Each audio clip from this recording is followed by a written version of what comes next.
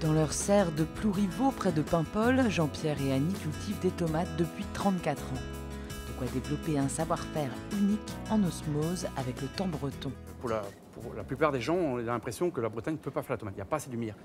L'avantage qu'on a ici, c'est qu'on a quand même assez de lumière, mais on a surtout un climat tempéré. C'est-à-dire qu'on n'a ni trop chaud ni trop froid.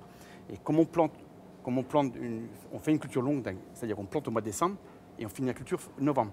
S'il y en a trop chaud ou trop froid par moment, la plante va se fatiguer et n'ira pas jusqu'au bout. Ça fait qu'on peut avoir une culture de qualité jusqu'au bout. En fait.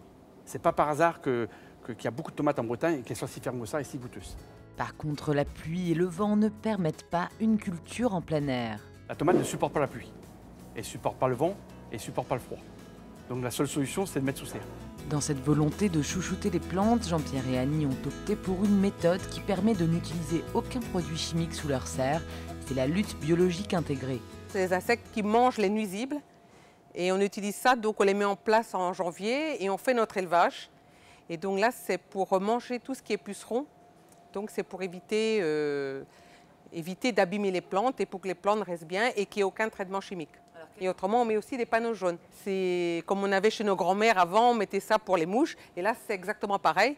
Donc ça sert à détecter si on a des nuisibles. Et en plus, ça fait piège.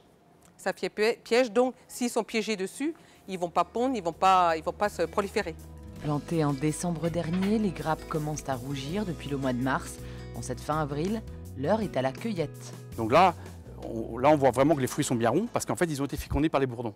Et ça veut dire que le bourdon, le gros avantage qu'il a, c'est qu'il va féconder juste au bon moment, à un moment précis. Le fruit est gorgé de graines, donc est bien plein.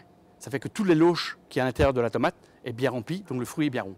Quand la tomate est un peu difforme, c'est pas bon signe parce qu'il y a des loches qui sont vides, donc la plante ne sera pas si juteuse en fait. Voilà. Enfin, une astuce pour conserver le goût unique des tomates Prince de Bretagne.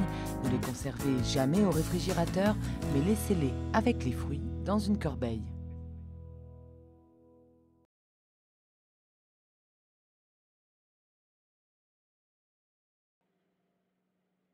Il y a une qui arrive.